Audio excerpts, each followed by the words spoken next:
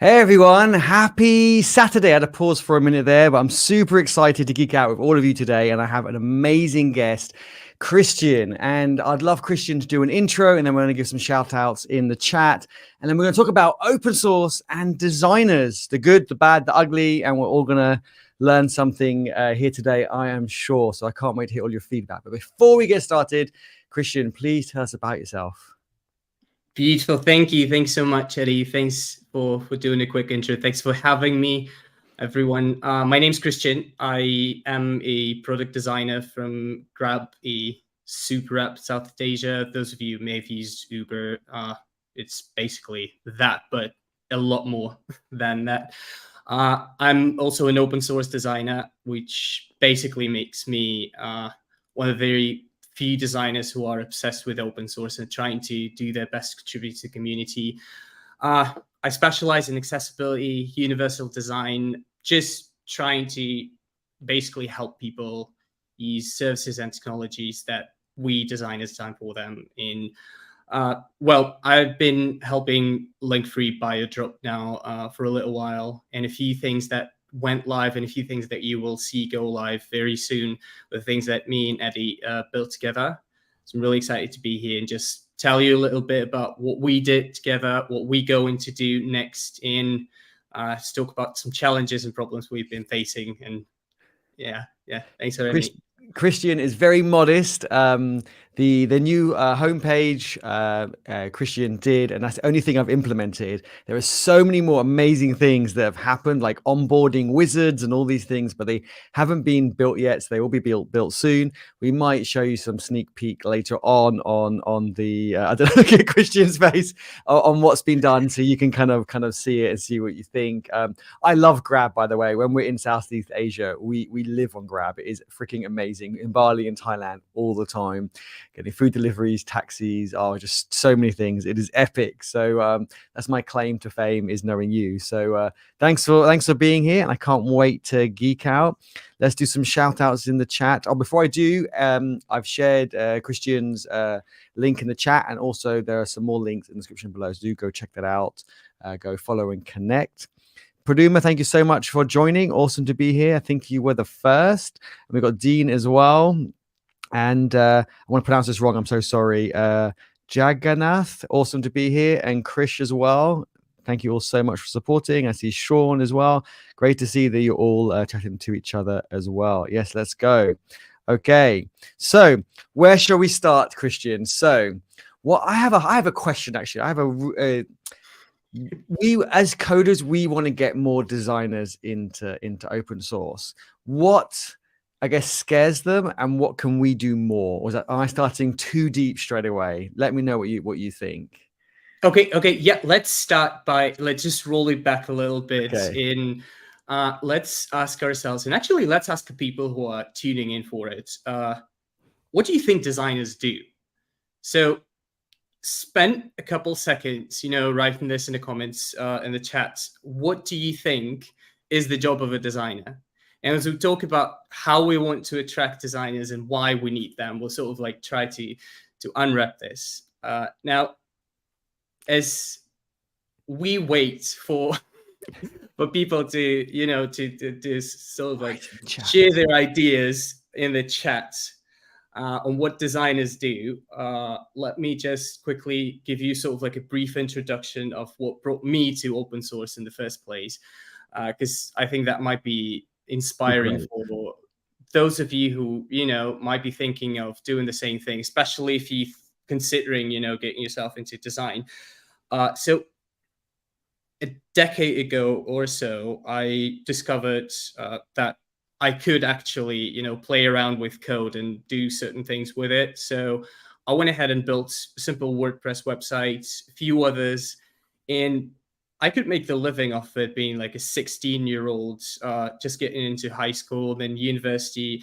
I could sustain myself. And to a point where, despite, not actually specializing in design for a long period of time, I thought that was something that I could, pursue.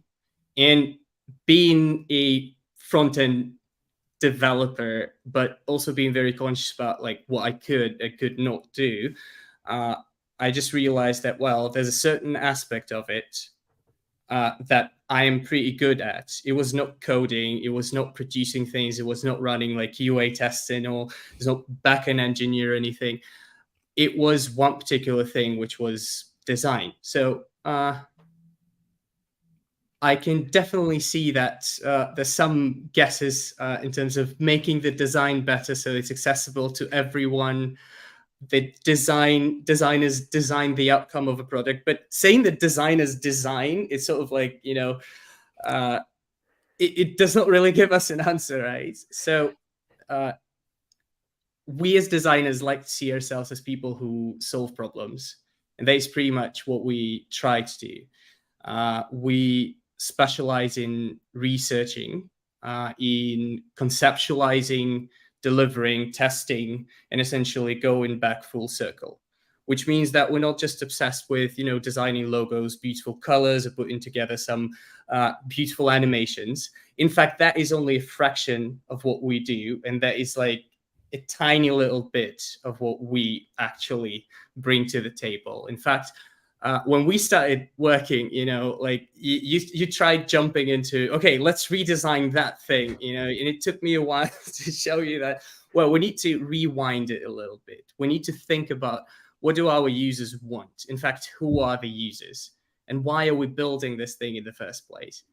And at the end of the day, something that we've built, how can we make sure that that will work for the users the way we built it? Otherwise, it's just us making assumptions and then, wasting our time and everybody's time, essentially, trying to build something that may or may not be useful for anybody.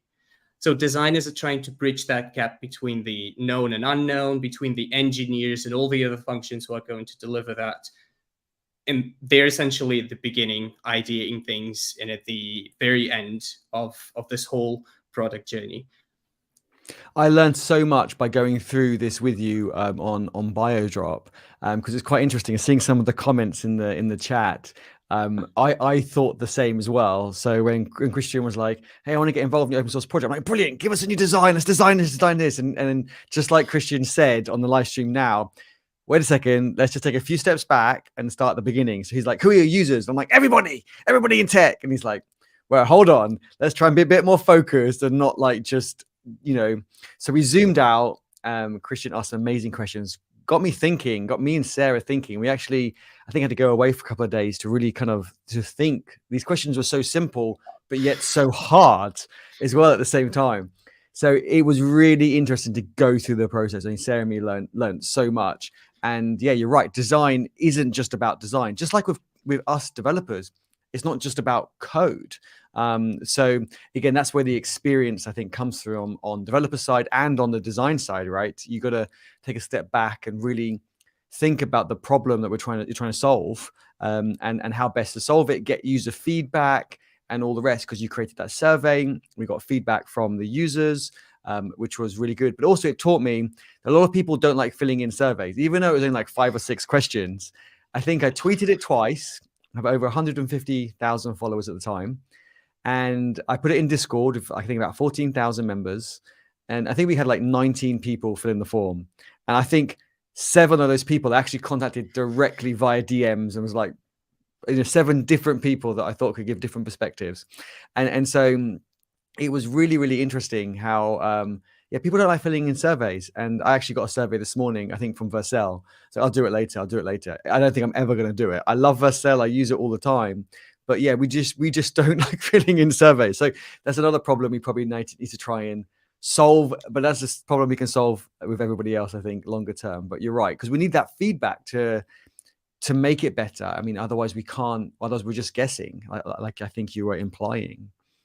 And you've pretty much just answered the question, right? Why do we need designers' help, and why do designers not really eager to help? Because this entire process, it actually takes a lot of time. It takes a lot of effort as well, and usually takes a lot of money, because you do need to invest in recruiting the right users.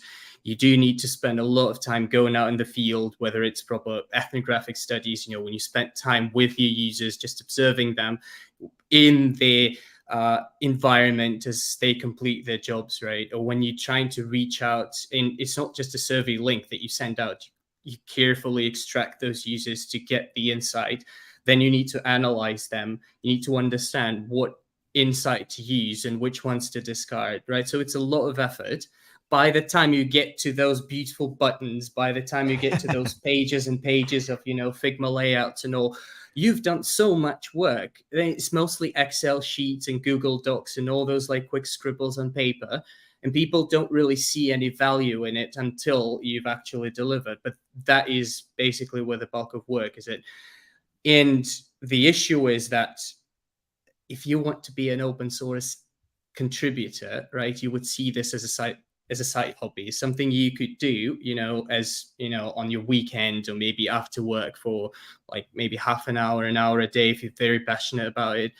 You can't really do an interview, synthesize the learnings, and then, follow up on that, do a debrief session or anything in an hour. It will only take an hour to facilitate an interview. So yeah, you do need to cut corners, and after you've cut all of them, it doesn't really resemble a design process anymore, and not a lot of people are ready to jump through the hoops. It doesn't mean that there's no designers in the open source world. There's actually a lot of them. There's many designers globally. There's an entire design open source forum, but it's mostly people who are, either in the know, people who are passionate about open source. So they are basically, I don't know if all of them are engineers. Maybe some of them are, in fact, doing something beyond just design and research. And there are people who are just trying to get in, but then a lot of them just end up, expressing their interest in the forum and then disappearing into thin air. And a lot of people that I called for help on the forums just like that, never followed up.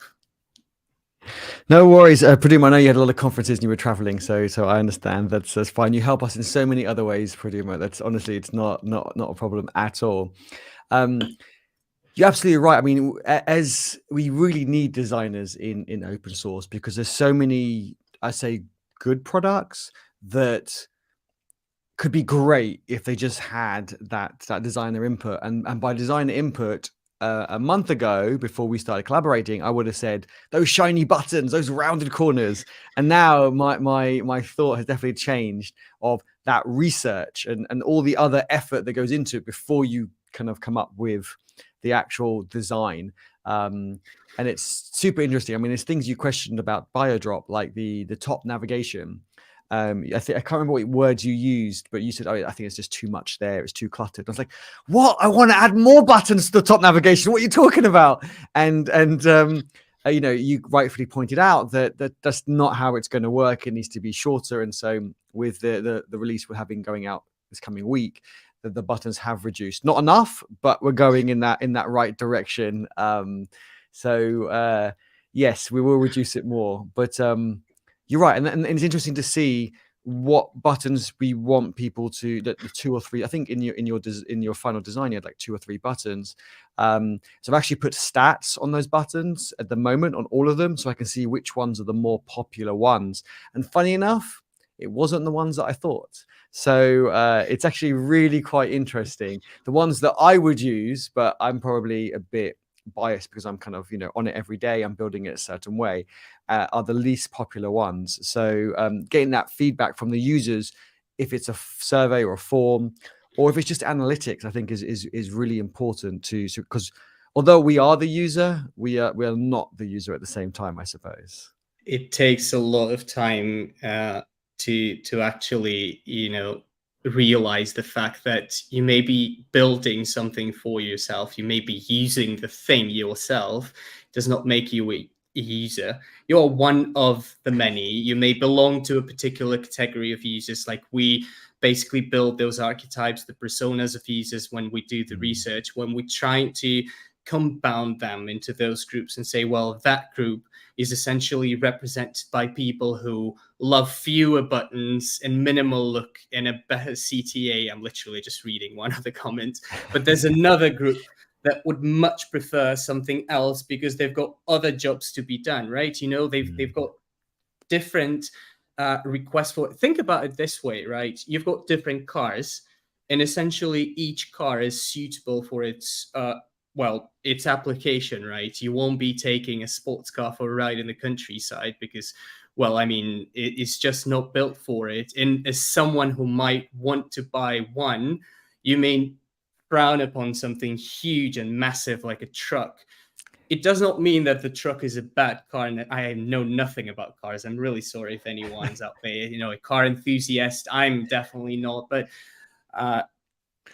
think about it this way, right? Your goal is to sort of reconcile all of those different user groups and build something that works for all of them, something in the middle, something that will satisfy both ends of the spectrum, your casual user, for instance, and the super user. Again, don't quote me on that one because it's a rabbit hole I don't want to go down in. But the research that we do, whether it's information architecture, basically your navigation, your product structure, is not just us thinking, well, okay, people click that button and people don't click that button, so let's just keep that one and remove the other one. It's us trying to understand, okay, so we have a map and people do not click the map. Does that mean that we need to get rid of it? Or does that mean that we actually need to reposition it differently? Or maybe just guide users to open it, because it does have its job, right? It does have a beautiful application. You're building a community. So how might we actually, and that's one of the questions that we ask, how might we basically help users discover that particular map and help them complete the job to be done of finding open source contributors that live nearby so that they can create community? I have a follow-up question. Why did you pick map? And I'll tell you why I'm asking that question in a minute. So when I put down my tea, so I did pick it at random, but now when I think about it, there is a reason why. So I thought of the think about it. I thought of the replies that we got from the survey. Okay, got you. The survey does not really represent all of the demographics. It's basically just one particular group of users. But we heard the word community a lot, right? And it's one of those community forces, something that can potentially drive engagement in both physical and digital world and help, expand the services just a little beyond, storing the links would be pretty much just that. Plus you have your product strategy. And we know that we want to build Biodrop as not just a place where you store your links, but also a place where you go to if you want to build a community. A map is just one of the tools in the chat that you can use to do that. Yeah, I guess that's how my brain retrieved it. Okay, let me share my screen and I'm going to explain why I asked that question. So I'm just gonna put us on the side. And let me bring up. So these are the navigations that we were talking about. Let me make it a bit bigger. Here we go. So it's a little Frankenstein of from what we have today and what we have designed as the future iterations. It is, and I feel bad. Judge the book by the cover. Yeah, I feel bad because Kristian's done this great work, and I'm like, okay, that looks amazing, really amazing, but we can't jump straight away to there. So let's take bits of it and Frankenstein it, like you said, and then so we're working towards it, and then we'll do the same with the wizard. So I apologize again, Kristian. No. Before you jump into that, I know that this is precisely what many people think about designers. Like, hey, they're just going to put together something that we can never build. So can we just do something quick and a few quick wins that will get us there? Now, I'm on your side. I'm always on the side of someone who's doing the job. In this case, the engineers who are building this, I'm their friend. I'm not trying to design something, because I like the aesthetics or something. I wanted to do 3 things with that particular screen. Did them all.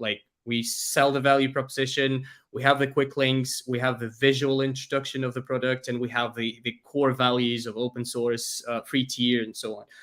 But again, I also know that we can't build everything perfectly on the first go. We need to have an MVP version that does the job, sacrifice a few things that are not really essential. So we still manage to acquire new users. Old users are still fine with that because it's familiar aesthetics, it's familiar navigation and all. And we sort of evolve it slowly into what we want to build at the end.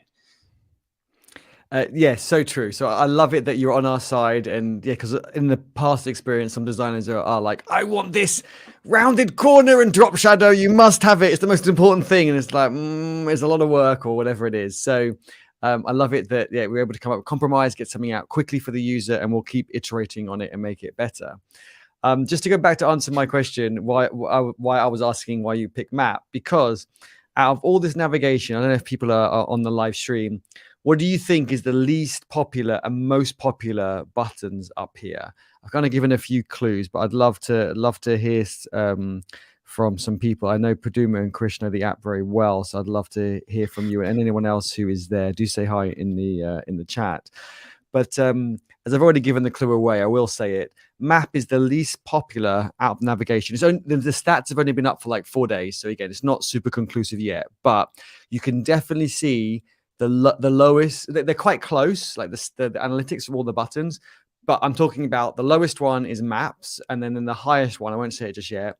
But then there's quite a big gap between those. Although they're quite close along that line, obviously the top and the bottom are the furthest apart. So yes, so Krish says the least popular is map, and yes, absolutely right. Krish, let's see if you can get 2 out of 2. What's the most popular? Not talking about profile, login, log out, or account, like the actual kind of app buttons, let's say. What do you think is the most popular out of these ones? And then everything else falls in the middle. And again, it's only been 4 days. I want to give it quite a few weeks to get a range of stats. Let's have a look. I actually wonder, are you trying to, like, is there any instrumentation there to not only see how many people click that, but also to see who the people are and what they do afterwards? Because that is also, like, that plays a really important role. Like, there may be only a fraction of users who click map, but then, the bounce rate of the map page is actually lower than, say, I know, repos or discover, and people click that, and then they just bounce off of it, which means that those pages don't actually do the job as well as map do. So the problem is in discovery and not really in the feature itself. That's interesting. No, I haven't got that. At the moment, it is just basic clicks. But you're right. That is definitely the next step to go further along. Again, I love having this conversation because I'm always learning more about it. And sometimes just, little knowledge is a bit dangerous because, yes, you're right. If 10% goes to maps, I'm just picking a random number out of the air, but those 10% stay on there and they're happy on there and they make the use of it, great. Whereas if, I don't know, 60% went to, I'm gonna pick one randomly now, like say repos, but then they click on the repo and navigate off the platform, then if that's considered a bounce rate, then that could potentially be quite high because all the links on the repo, if I actually just go to it, do go to GitHub. So they would be leaving the app straight away. So just to answer some of the questions in the chat. Hey, Chrissy, how you doing? I would say to let everyone know, I think from last time I checked, which might have been yesterday, the search page is the highest viewed page, which I would have thought would have been one of the lowest. So I was really surprised. And I thought the discover would be one of the highest as well, but it's actually one of the lowest. It's search and events are the higher ones, if I remember correctly, and then repos in the middle, and then discover and then map at the bottom, if I remember correctly. But I can share some of these stats publicly, maybe in a week or two when they're a bit more of a spread, let's say, or maybe there isn't. Maybe they're really close together. We will see. I'm very tempted to start reacting to some of the comments in the chat, but let's do it. I mean, we do need to get to a point where we're discussing essentially what some of the problems are when designers try to contribute to open source, or essentially just try to join a project. And I think that is very emblematic of it. For instance, you have Krish. Hi, Krish. How are you? Was apparently very well versed in everything that Biodrop's doing, knows the products very well, knows the ins and outs and everything. But we all have our own reservations and we all have our own ideas, everything that we think is a good idea. Now I'm reacting to your comments. Is our assumption is something that we need to test. Ideally, we need to ground it in research. I need to understand, who am I building this for? Am I speaking for myself? Do I think that network is something that would work, for instance? Or is the problem not in the naming itself, but in general in how everything's positioned? Now, if I were to land on Biodrop's homepage, I see no mentions of, the users around the world or anything right away. So it takes me, a few seconds to sort of like discover the fact that there is, in fact, a map, and people are all over the world, and there's something that, you can do with that information. Right now, you're not selling me on that idea. But again, I'm not the user. So I would need to go outside of that circle, and I need to talk to someone who'd be using that. We know who our target audience is. So we spent some time at the beginning, when we first came together, we spent some time defining, who are we building it for? Who are the people that we want to design it for? Because yes, we benefit from having a beautiful product that we build and design together. But we're not just doing it because we, have this as a hobby. We're actually trying to get it out there. We're trying to get more people to use it. So we need to know what those people need, not what they want, but like what they really need, and take it from there. And this is where you face this first challenge. I mean, it's a challenge number 65 on the list, but in one of those challenges that you need to resolve, people who have been in the community for a while, they think that they know it's best. They know product so well that they don't need anyone's input. I mean, everyone is like that. That's the bias that you can't really escape fully. That's the kind of bias that you would see everywhere you go. It's very prominent in open source because you do not have an organization that, enforces those processes. So you need to, play the cards that you've been dealt. In this case, you have lots of contributors who believe that because they've been doing it for so long, they know how to solve it. And they can bypass the whole, research process and discovery process. And sometimes, again, they mean well. Everybody means well. And I'm not trying to say that, no, it's all BS. You're not benefiting anyone but yourself with it. No, in fact, they can be right 95% of the time. But in many cases, it ends up with designers just being, met with this frustration. Like, why do we need to research this? We've been doing this for 20 years. And, there's tools like, from the top of my head, I don't know, OpenOffice. I don't want to offend anyone. I'm using LibreOffice or OpenOffice. Which one am I using? Need to check that. There are tools like GNU Cache. I don't know how you pronounce that, but it looks exactly as it did like 30 years ago. And I don't mean the UI. The interface is no issue here. It's just so bloated and so complicated. But if you ask people who've been working on it, if you ask people who've been contributing to it, people who are involved in it, they'd say it does the job really well. We need to fix the bugs first. That's the mentality that you need to get over, and it might get a little tricky. That's super true. You made me think of if we get time, I'll tell a story about a client that I had many, many years ago, and how they didn't do any user testing. So we long story short, I can give the details later, but we spent 90% of the time, or the budget, millions and millions of dollars, building one massive kind of area or feature and so forth. And it was great for sales pitches. They loved it. It was a great demo. But when you look at the usage stat of what people use, or actually ask the users, the 10% that we didn't put any effort into, it was really boring, and it's not really fun to show anyone, was what actually everyone used in reality. But we'll go into more details later. I'm quite keen to answer or to discuss your questions that you mentioned a moment ago, or the points you mentioned a moment ago. How can we get designers into open source? What are some of the challenges, and those sorts of things? Because therefore, maybe we can have some key takeaways of what we can do to help people. I do see, more technical writers joining into open source. We have Chrissy, who's a technical writer. and they'd love to get other people involved, and specifically designers on this live stream. So yeah, what is the challenge? What is the problem?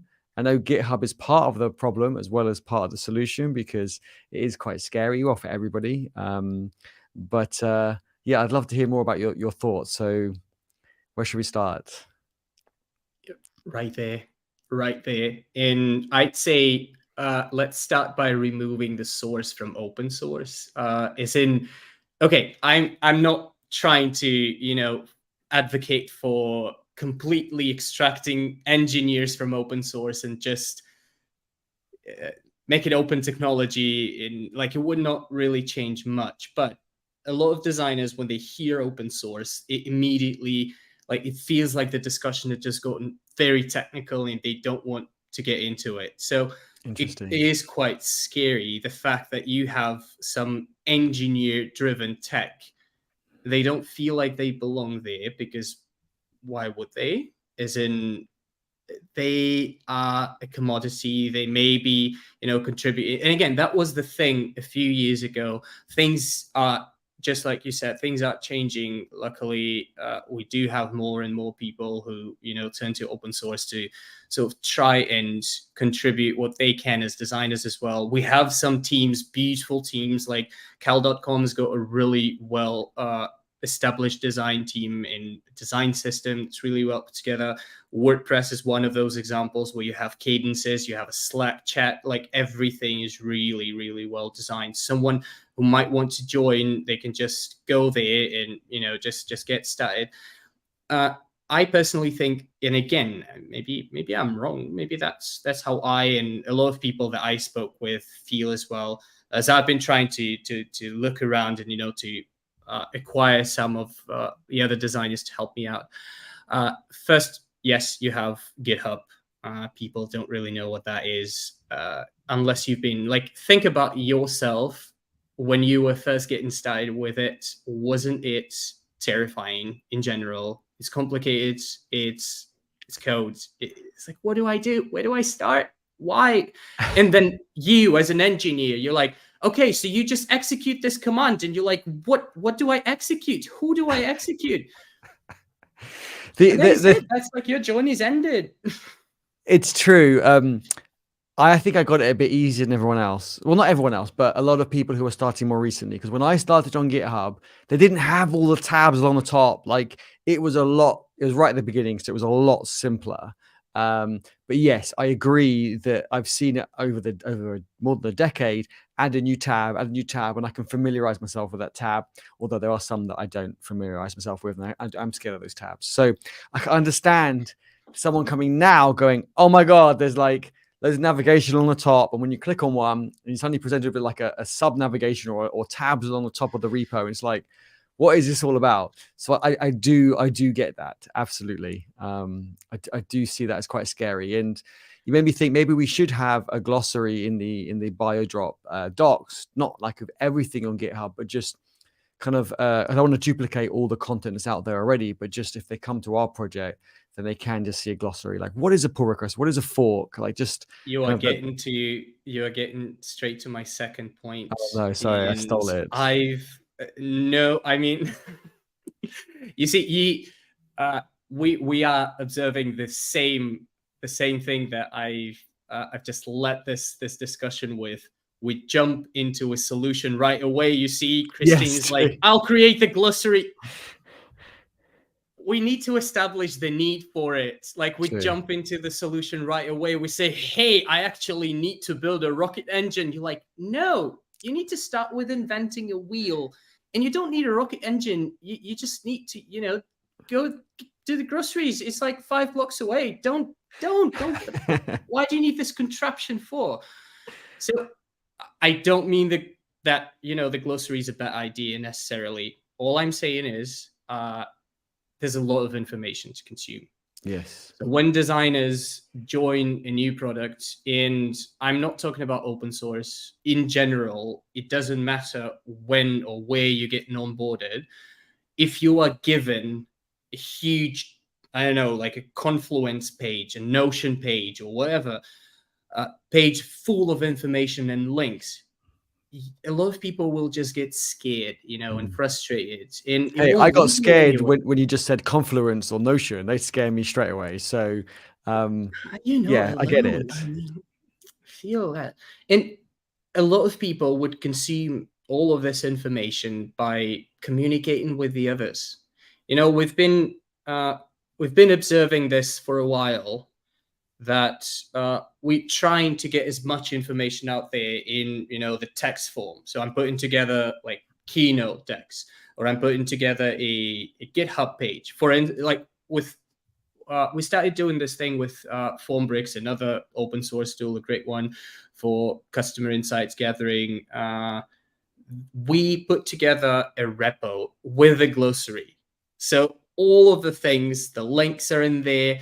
We have an insights library, we have templates, we have like, what is it? Where do you go? Where do I click? What do people keep texting me about? How do I start? It literally is the first thing out there. But since there's a lot of information to consume, and we thought, again, at the time, that if we were to put it out there, well, that would have solved the problem. It created another one, because now we have a glossary to maintain and people don't turn to it. A potential solution could have been, for instance, having a video with an introduction, a 3-minute loom that would explain what the tool is about, where do you go, and how do you help. Could have solved a lot of problems for people who consume information this way. But in general, think about it this way. GitHub is a scary place, so designers are terrified of this.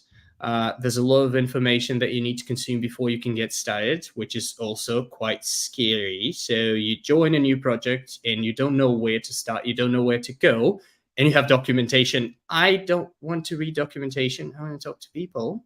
I mean, that's the reason why I reached out to you directly. So instead of having a giant glossary of terms, you could have like one contact person or a few contact people that they could reach out to. A lot of designers would be more than happy to do that instead of going through the same Notion. And the third one, so a few years ago, I think I did write a little article about it. I was trying to highlight like what were the problems that designers were facing when they were trying to contribute to open source. A lot of people at the time had said that they really they were met with so much hostility from the engineers. They were seen as this commodity, like, okay, you are here to design a logo.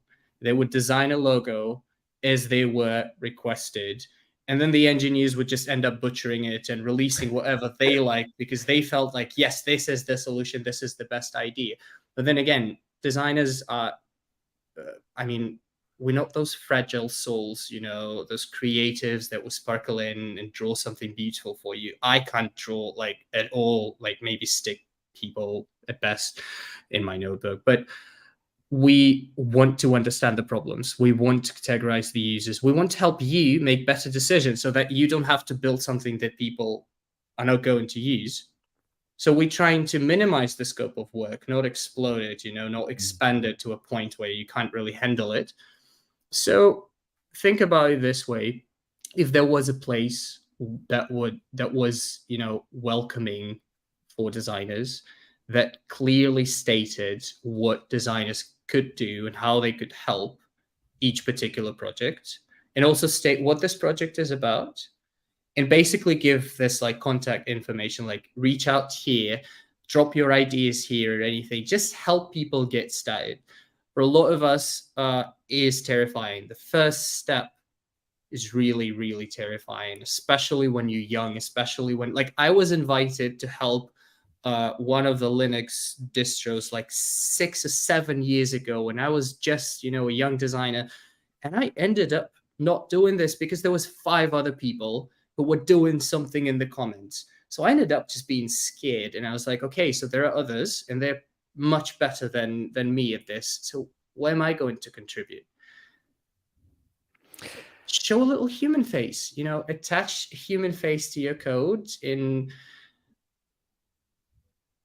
at least that would be, a good first step. I love that. You brought up some really, really good points. And, when you mentioned video, I thought, the video, it makes it a bit more personal. The downside of video, it's harder to update. But then you went on to say, well, what about having a person to contact and making it even more human?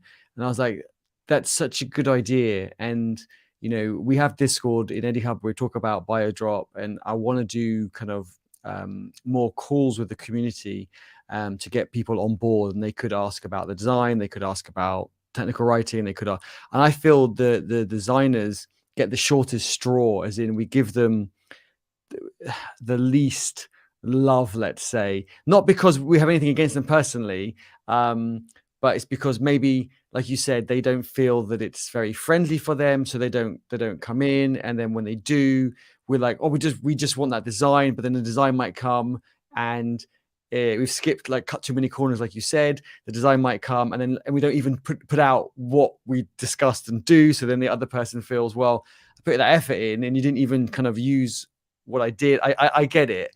They have definitely got the shortest straw, and I think that's something we definitely need to work on. And I've got some thoughts and ideas around that. Does this tie into, and correct me if I'm wrong, for Biodrop, we created that design repo. Does this tie into that, or is this completely separate and I've completely misunderstood? No, I would say that this is pretty much what I've been experimenting with and what I've been trying to do, essentially. So, is my attempt to humanize, essentially, open source contributions for designers. Christine says there needs to be a niche for creatives in open source, and I agree. I actually think that there needs to be a space where, because right now it feels like open source is a space where developers go to when they need to learn and practice. Like, we have like Rohit. He knows HTML, CSS, and Tailwind. He wants to contribute to open source project, and he's welcome to do so. If I, as a designer, was to come in and say, hey, I know how to do user research, and I'm also pretty good at Figma. Can I contribute? You'd be like, hell, you're talking about, man? I don't need you. Can you draw me a logo? That would be like my top contribution, right? So if I was, and I'm trying to do that for some of the people who join us at Formbricks, other projects that we're running, and hopefully for Biodrop as well, now that we release the repo finally, to give this helping hand at first, to establish this process where you can go out there, you have pretty much everything. So what is the project about? Some research that we've done to get you started. This is UX audit. This is market analysis to help you understand what is going wrong with our product, what the others do, what are we working on, so that you know how to do that. And then once we finished, we can release a case study to show basically, well, this is the outcome. And how you can help? Well, join our Discord. So when I first set up this template, and that was a template essentially, the idea was that, hey, you would go here and there would be an entire guide to how you can contribute. You go to the issues, you leave a comment, do that. And I went to the open source design forum, and I left I started a topic there, and I left the link, and I said, hey, people, we have this little problem that we're trying to solve. At least 5 or 6 people wrote me, literally out there in the forum. They wrote, hey, can I contribute? And I explicitly told them in that very same post that, hey, if you want to contribute, this is the link. Just click it. Everything else is in there. They went ahead. They left the they left the comment there, which means that, well, I did not show the face. I did not show the human side of it. I thought, well, just click the link and do everything else. Like, it's all automated like that. It's all templatized. You need to, show a little bit of love to get a little bit of love back, which will bring us to our fourth, I guess, problem with attracting designers. Many designers don't know why they need to contribute to open source. They may know what GitHub is. They may understand how code works and what open source is. They may even know of designers who contribute to it, but they have no idea and essentially no motivation to do so themselves. And that is the challenge that we could potentially tackle altogether, if we were to unite and try to sell the designers on the ideas. Idea number one being that you are helping yourself. You have projects in your portfolio. If you're a young designer who's just getting started, you literally have an entry for your portfolio that you can talk about, which is real, has some real users, some real impact, and you can leave a link. It's much better than any mock that you would put together.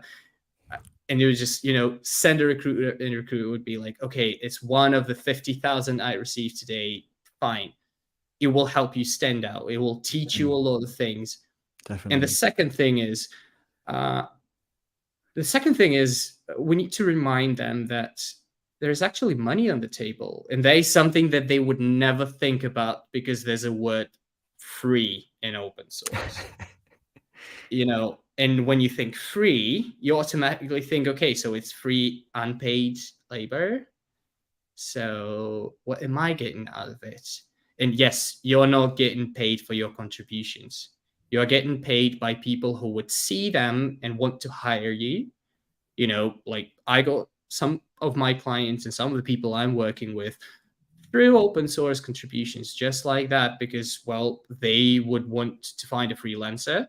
Why would they go and find them somewhere else? They've got people who are helping them out right there. You have other people that would, find you through friends and connections, and they would just discover your profile and be like, hey, that's the person that knows what open source is all about. Why not just hire them? So at the end of the day, you can pretty much live off of that, like engineers have been doing for a couple decades now. It's true. I like the way you say it, because we do use that in the engineer side of things. We say, well, I've contributed to this company's repo. They then offered, well, we've offered you a role. I see so many people getting full-time roles or freelance roles because they've contributed to either a company's open source project or another open source project, and their company, discovered it and found it. And you're right, designers can do the same, because every project needs designers, like every project needs technical writers. It might take time for the project to realize it, but at the end of the day, they will. And companies realize it a lot sooner, right? They've got more structure in place than say a hobby open source project. And so you're right, they need to stand out from the crowd, just like engineers, and designers need to stand out. And a lot of people think that to stand out, you need to have the shiniest corners and the best drop shadows. And as we've discussed in this live stream, there's just so much more to that. I mean, that's one thing that we noticed working with you as well, was it really made us realize that it's not about just jumping in and doing a design and pixel perfect design and so forth. There is so much more to that. And even Sarah said, wow, like, what a breath of fresh air. It wasn't just jumping to the finish line and like, here you go, it's done. It was, let's think about this. And that was amazing for us to actually really think about it, to think about our project, the users, and all that great stuff that we mentioned before, and then come up with it. And so, that really stuck in our mind, and that's what you stood out for us as well. And I know that, companies companies who are hiring, there are people in the company who are hiring, and they're just people. And so if you stood out for us, you'll stand out for them as well. And I think that's why it's really important I think it's two ways, like you said. It's free design and UX work, but they're going to stand out, and it helps the projects and it helps them. Just like with the coding, with all of us kind of collaborating, learning, and improving, and we just need to make it more human. I really, really love that. That's really like resonated with me. We need to make open source as a whole as human as possible. I don't know what the exact answer is for that, but at least I've got the seed in my mind, and that's something I definitely want to work on and get feedback from people. And it could even be a question that I tweet later on today and see what ideas and suggestions people have, just generally. And I appreciate, for engineers, for designers, for tech writers, for testers, that will be slightly different, but we should make open source is not about code. It's about people and collaboration. I've always said that, but I think we can definitely make it a better place for everyone. And yes, there's overlap, but there's also then differences with the different disciplines. So that's just, yeah, it's so interesting to hear that. And it's great that we're having these difficult discussions. You know, it is a difficult discussion, right? Because I don't think there is a silver bullet that's going to solve everything, but it's good to have these discussions. It's better than just discussing how we can get more stars for our project, which is a topic we discuss a lot. I think that's pretty much the issue at hand here that we have, right? Because like I personally get involved with open source projects because I do believe, and I stand by that we as designers are privileged enough to work in the industry, have well-paid jobs, and have a seat at the table. That's a broader debate, but we make a lot of decisions when it comes to projects, products, and strategies.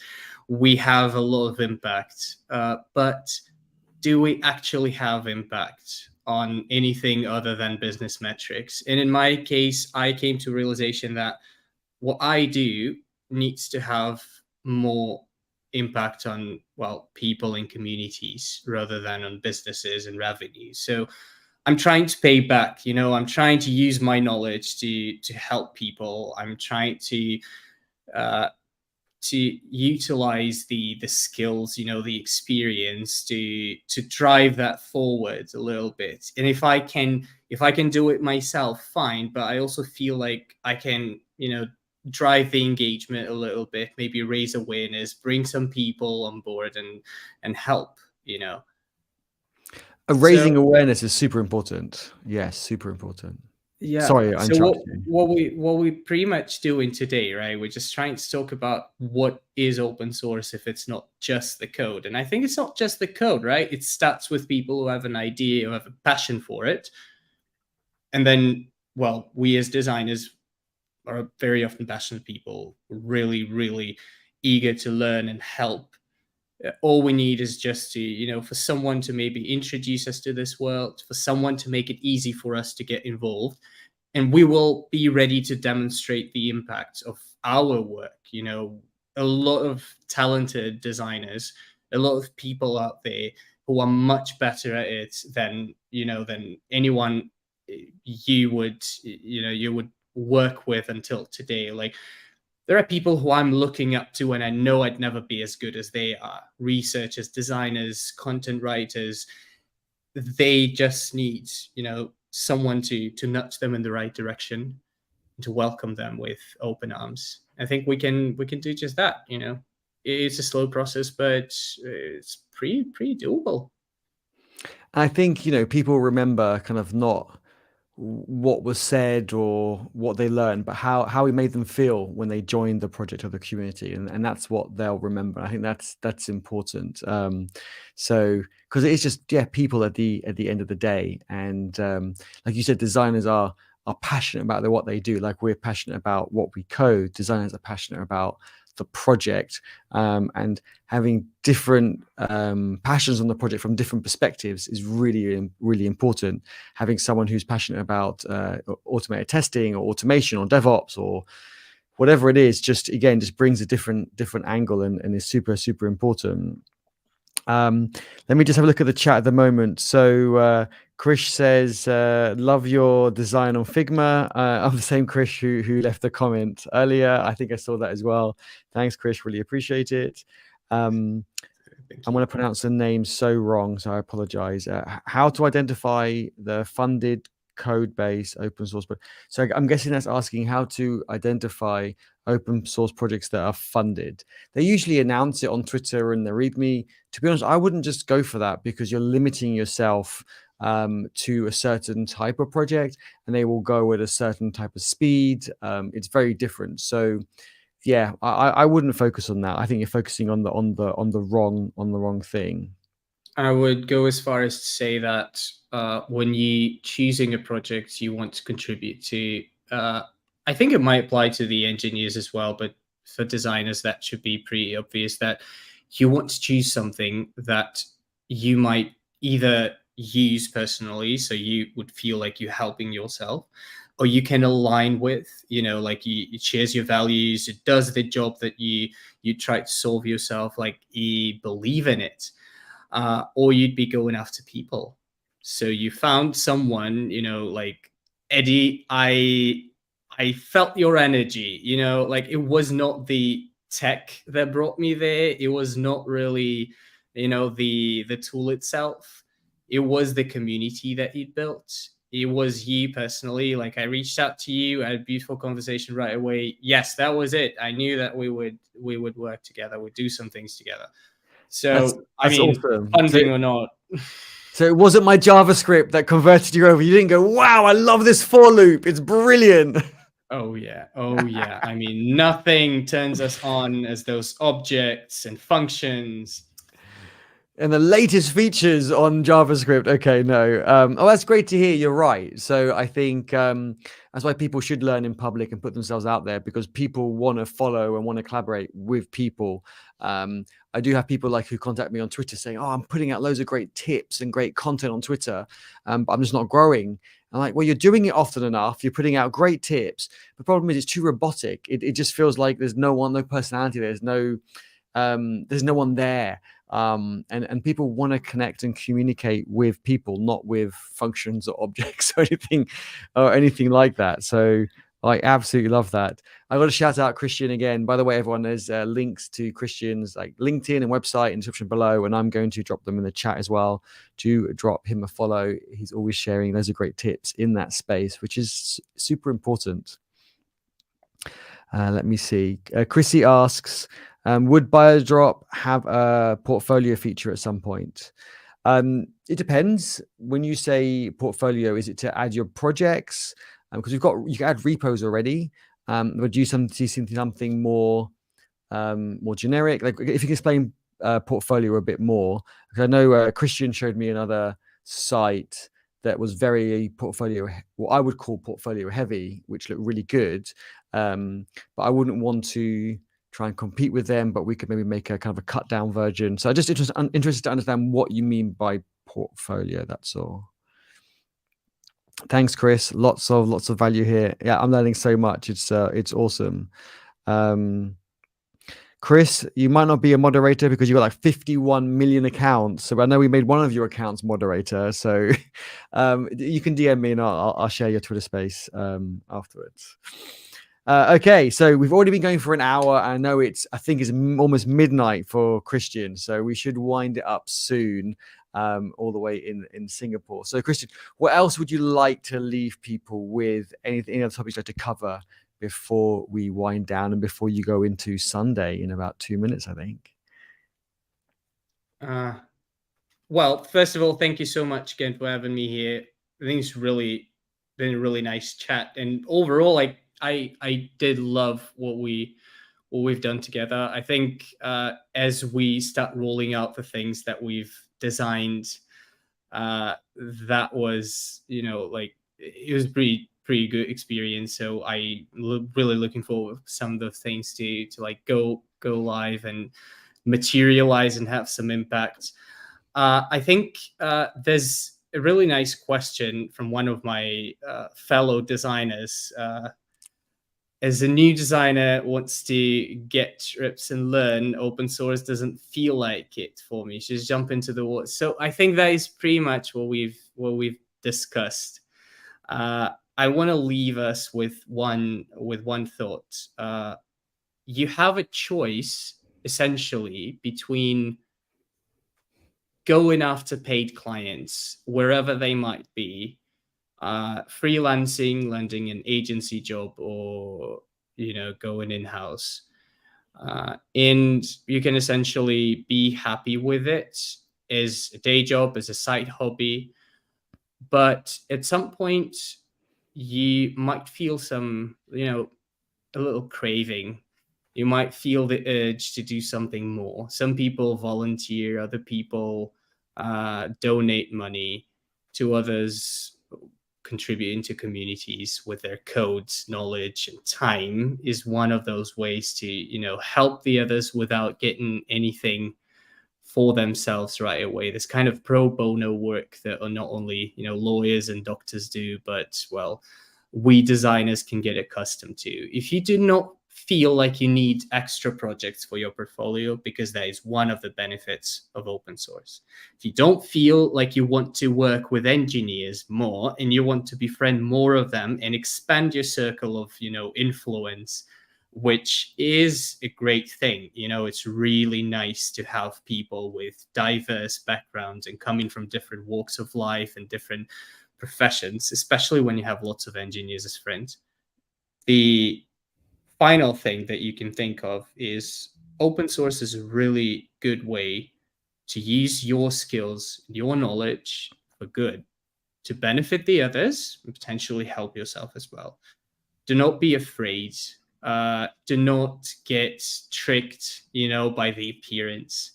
Behind every open source project, there's usually, not always, but usually a really good community that is more than happy to welcome you, is more than happy to walk you through. And it's a nice feeling when you're welcome into the family, when they greet you, when they show you around. And I've never felt so much passion from a single client of mine in my entire design career, from a single job I've done, from a single co-worker in a professional space that I did with an open source. Those people are obsessed with it.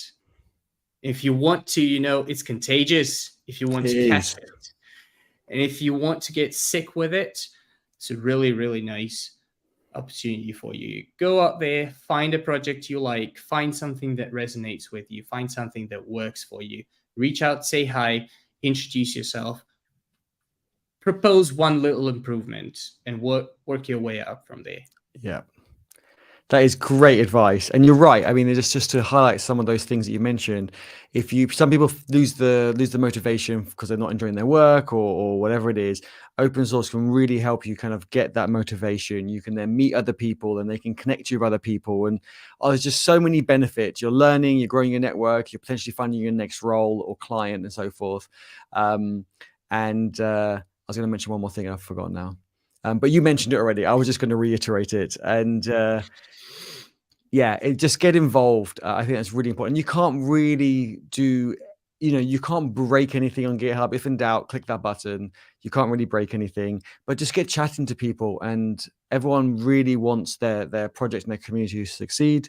And if you're unsure, then just keep an eye on the chat, watch it for a couple of days, watch the discussion on GitHub, and just see if that's the project you want to get involved in. Do your due diligence before spending too much effort and time. And I really like the way you said, Kristian, just do a small improvement. Don't try and come in guns blazing. We have had it where people say, Eddie, I like Biodrop. Well, it was link free at the time. They say, I like link free, and but the design's terrible. I'm going to come in and redesign everything. And you're like, well, okay, that's a lot of work to implement. So let's just, how can we make improvements? And then be like, well, here you go. And they'll come back like, I don't know, a month later. I've completely forgotten about it. They come up with this whole new design. But the features on the site have changed. So what they've designed kind of doesn't match. It's just, and they say, right, so when are you going to start implementing this? You should start implementing it tomorrow. It's like, well, actually, I've got the next kind of month of work already planned. We can try and fit some improvements in, but they didn't want to work on it. They just wanted it just to be done. And they thought implementing it would happen overnight. So you don't want them to lose like motivation and hope and all the rest. But then they don't want to work on it. I think, again, that's where experience probably comes in, where maybe it was they're new to the industry and they got very excited, which is great. You never want to kind of take away that excitement and passion from people, but they need to realize that some people are not full-time on open source, or there's already a month's worth of work planned, and there's just so many moving parts. And in the end, we're all working together to make those improvements and get the benefits back. So yeah, there are some challenges, and it's just super fun, because when you have those challenges, if people are there for the long term, for the marathon. Oh, not forever. People move on and that's fine, but at least they're not there for like a couple of days and then disappear. They're there, then you're all going to make the improvements. You're all going to work together. And then you're going to have those calls like Kristian was saying.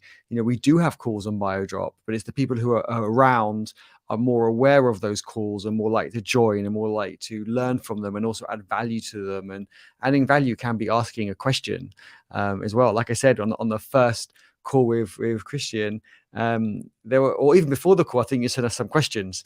Me and Sarah, I think he sent like 3 or 4 questions. There wasn't a lot, and they were only like a few words questions. They weren't like, here's a paragraph. And I remember for like 1 or 2 days, we were like, these are really good questions and really hard. And so, but it made us really rethink about the project. And I think that's just, so important, because you can get carried away with just features and just adding more features. And why we're adding features? Well, it'll be fun, or it's easy to do, or it's a quick win. And it's just like, it doesn't mean you should add the feature to the project. And so it's super, super interesting. It's contagious, just like Chrissy says. Absolutely. I did see some discussion on the portfolio. Maybe start a GitHub discussion about it, so I can really kind of follow it through and have a look at some of those links you share and see how we can and see what value it can add to the project. We can discuss it there. Kristian's portfolio is so cool.